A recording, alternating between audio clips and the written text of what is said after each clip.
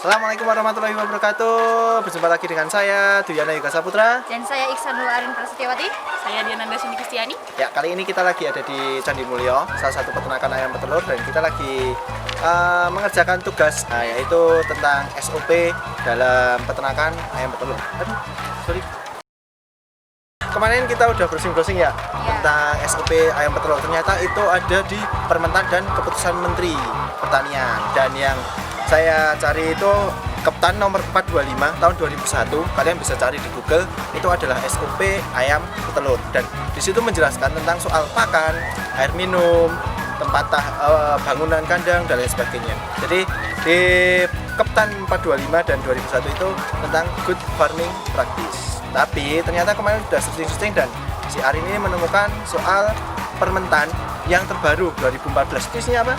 Itu seputar tentang good farming practice juga, tapi di situ lebih mendetail juga dari tahun 2001 yang kamu temuin di keputusan menteri.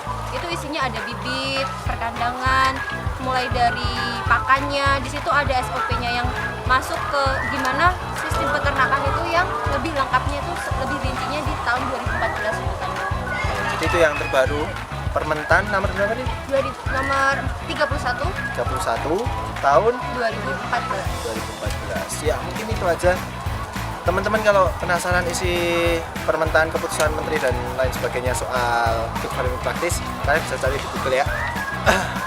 Kali ini kita jalan-jalan dulu, kita ketemu dengan karyawan dan lain sebagainya untuk tanya-tanya di sini tuh bagaimana sistem good farming practice-nya. Yuk, tonton terus, kita jalan-jalan.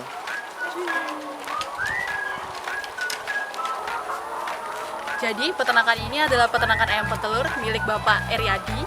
Kurang lebih peternakan ini sudah berdiri sejak 10 tahun yang lalu dan populasi di sini sekitar 22.000 ekor. Nah, untuk kantornya sendiri itu ada berada di tempat rumah Bapak Eryadi di sebelah sana, dan di sini itu khusus untuk produksi telurnya aja, dan untuk pembesarannya itu ada di kandang. Cukup penasaran kan? Ikuti kami.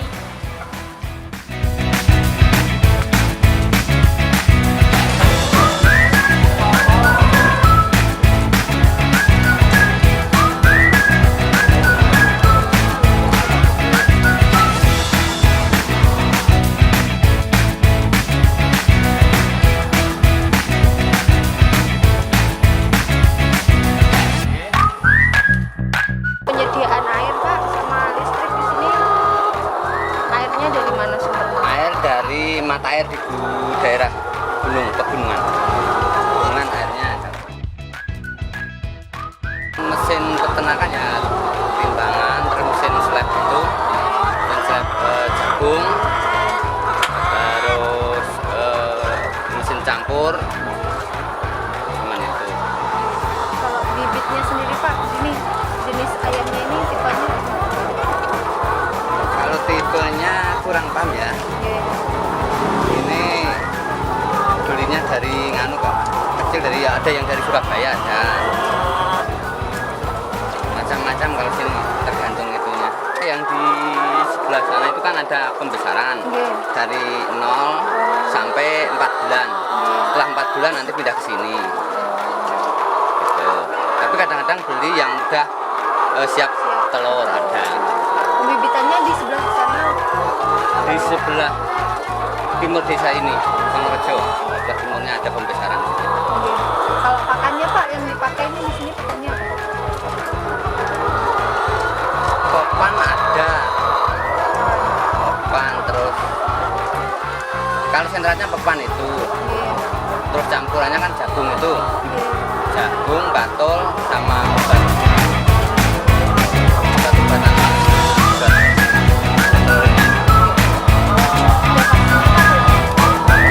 Ada, vaksinnya ada, vaksin obat-obatan itu ada.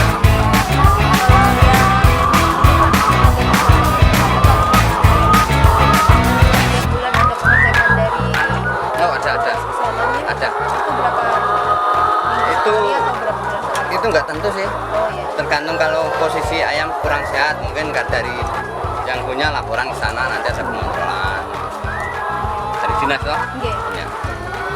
Kalau habis kayak gini Pak, penanganan telurnya seperti ini biasanya gimana Pak? Habis diambil, telurnya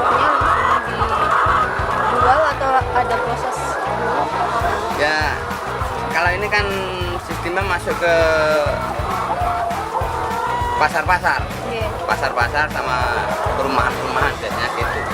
Jadi itu setelah diambil nanti masuk ke timbangan itu 10 kilo. Telurnya ditimbang. Telurnya ditimbang 10 kilo. Oke. Nanti tinggal nunggu pemesannya di mana. Ada yang daerah Kaligoro. Ya di mana-mana banyak.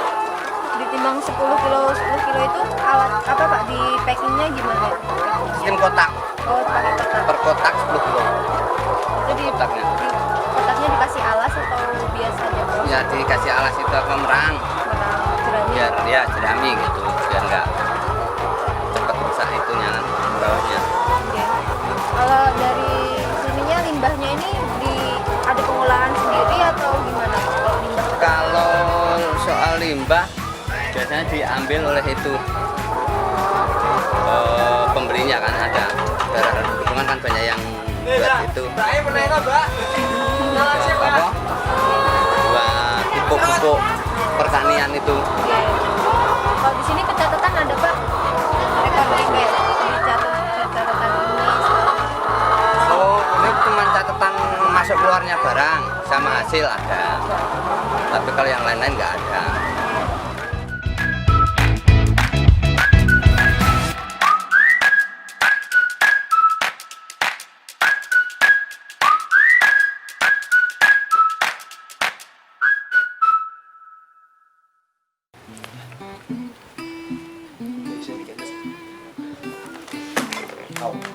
Halo semuanya, ketemu lagi dengan kita bertiga. Kemarin kita udah jalan-jalan ke kandang ayam petelur. Kalian masih ingat videonya? Ya, satu video sih. Nah, kali ini kita akan membahas soal GFP-nya karena kemarin kebetulan di sana kita belum membahas secara rinci. Kita di sana hanya wawancara dan jalan-jalan aja. Sekarang kita akan membahas tuntas sesuai dengan keputusan menteri dan peraturan menteri. Nah, ini dua file. Kalian bisa lihat dua file, yang satu keputusan menteri, yang satu permentan. Nah, yang kita bahas yang permentan nomor 31 tahun 2014 yang ini. Karena yang ini tahun 2001, jadi kita pakai yang sini ya. Oke, kita tuang. Nah, di dalam permentan itu membahas tentang pedoman budidaya ayam petelur yang baik. Good farming practice. Nah, good farming practice itu adalah semua kegiatan proses produksi yang dilakukan untuk memproduksi hasil-hasil ternak sesuai dengan tujuannya. Nah, apa sih isi-isi dari ini? Nanti ada 3 hal yang akan kami jelaskan. Yang pertama tentang tata letak kandang atau macam-macam kandangnya. Yang kedua tentang pakan, air minum dan sebagainya. Dan yang ketiga adalah sanitasi dan penyakit. Nah, untuk bahas yang pertama, ini ada di bab 2 ya, tentang prasarana dan sarana. Jadi gimana nih prasarana dan sarana yang ada di permentan ini menurut GFP? Nah, untuk kandang ayam petelur yang kemarin kami kunjungin itu, kandangnya itu terdiri dari sekitar kurang lebih 7 unit, dan itu sirkulasi udara dan intensitas cahaya itu cukup baik dan sesuai dengan GFP yang ada di permentan ini. Dan untuk jarak dari pemukiman sendiri itu kurang lebih sekitar 1 kilo, jadi jauh dari pemukiman, dan ini bagus karena kan kalau dekat dari pemukiman juga akan mengganggu pemukiman penduduk, salah satunya baunya.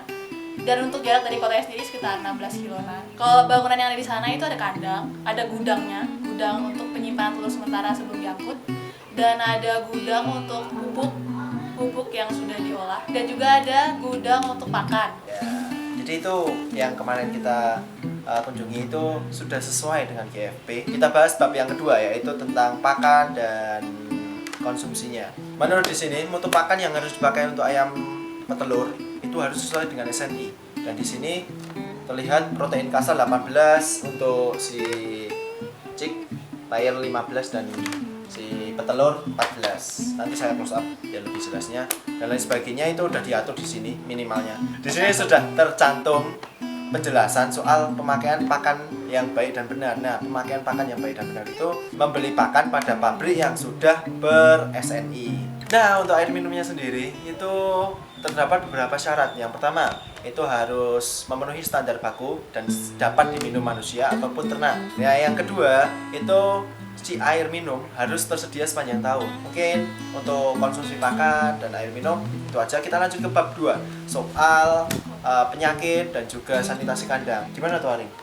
Untuk penyakitnya sendiri, ayam petelur itu yang diternakan itu ya, itu harus bebas dari beberapa penyakit. Ada bebas dari penyakit, contohnya ya bebas dari penyakit AI, ND, terus IBD, Salmonella, dan penyakit tugas lainnya lah.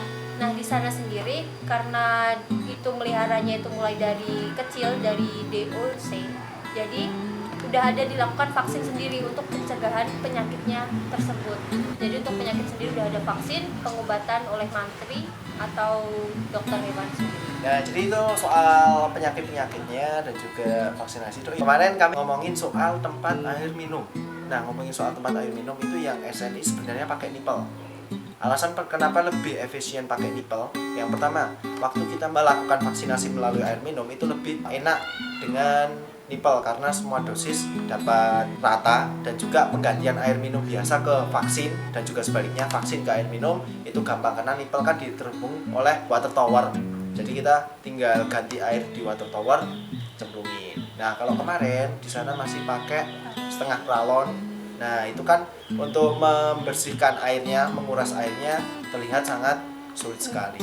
Nah, mungkin itu aja yang bisa kami bahas soal GFP. Mungkin itu aja dari kami. Wassalamualaikum warahmatullahi wabarakatuh. Sekian dan salam peternakan.